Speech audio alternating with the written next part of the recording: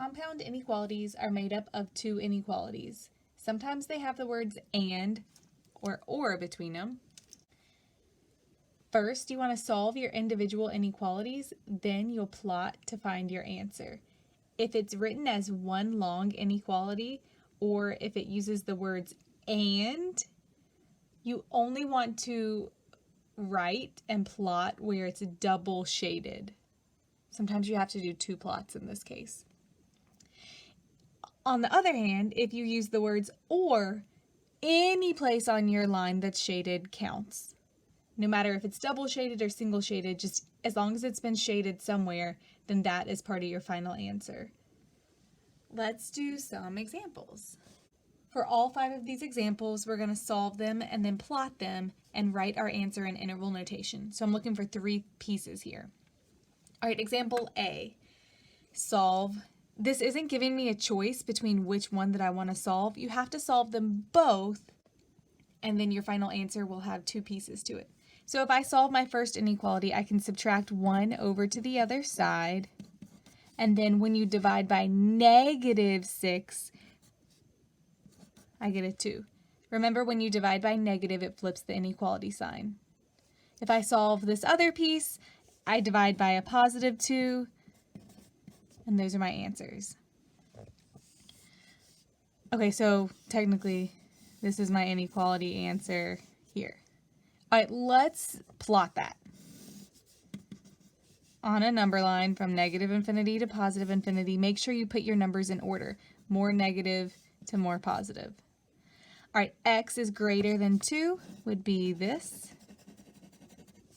X is less than or equal to -5 would be this. And this is an or problem. That means anything goes. So whatever is shaded on my graph, anywhere that's shaded is going to be part of my final answer. Since I don't have anything double shaded in this case, this is my final answer.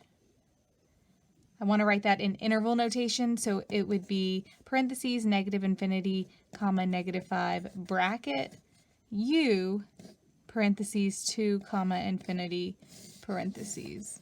So all 3 of these pieces are parts of my answer. My answer written in interval notation, my answer written in inequality notation, and my plot.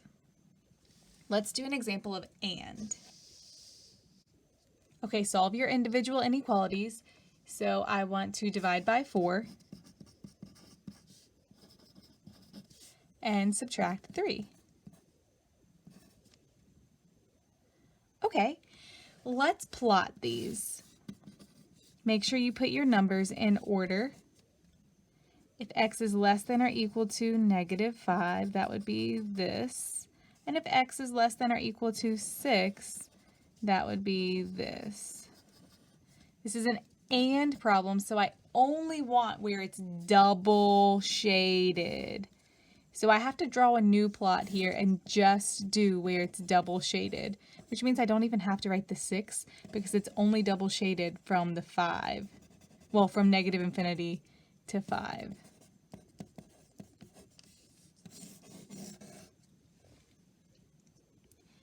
All right, and in the third example, this doesn't say and or, but whenever you see it written as one long inequality, it implies that it's an and problem.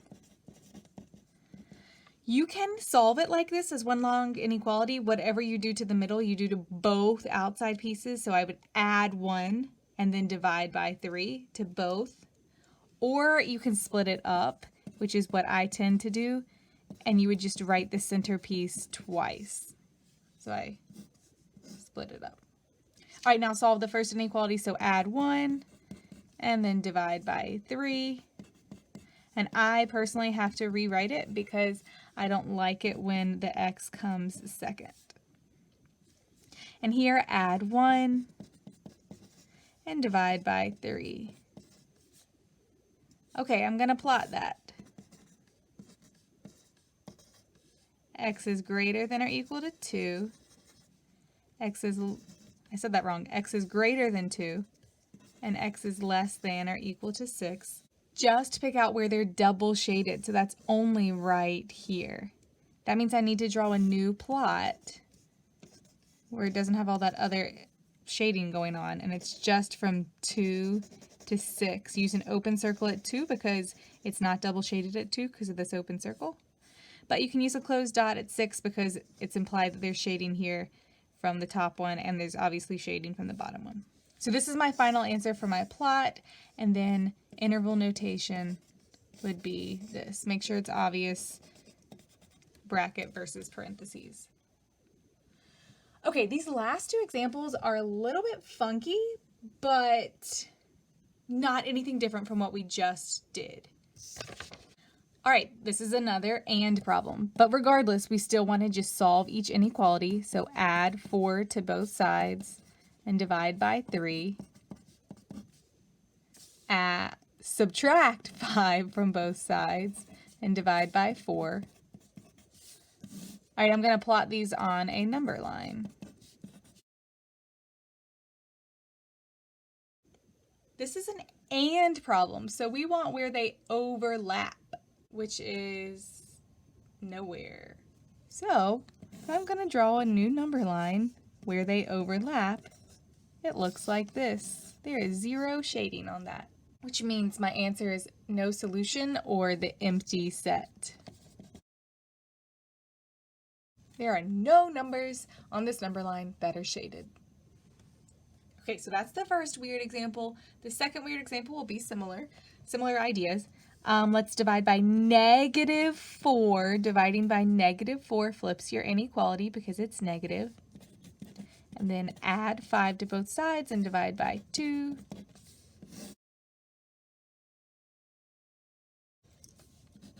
This is an or problem, so that means anything goes. As long as there's shading, that's all that we care about. So where is this number line shaded? Single shaded, double shaded, who cares? But where is it shaded? Everywhere. So this is another weird problem. So if I want to draw my final answer, every little bit of it should be shaded. And that means my answer is from -infinity to +infinity. So recap, for all of these, you need to solve the 2 individual inequalities, plot them on a number line. For and problems, you're looking for where they're double shaded.